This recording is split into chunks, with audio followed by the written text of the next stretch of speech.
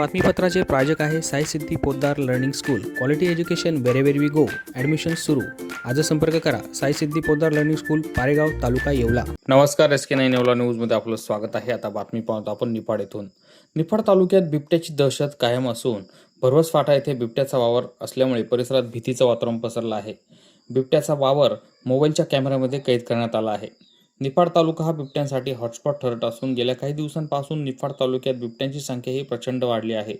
वाहेगाव भरवस येथील विजय जनार्दन वाबळे यांच्या गट नंबर 178 मध्ये गेल्या 8 दिवसांपासून बिबट्याचे सातत्याने दर्शन होत असून येथील शेतकऱ्यांनी मोबाईलच्या कॅमेऱ्यामध्ये बिबट्याचा वावर स्पष्टपणे कैद केला आहे.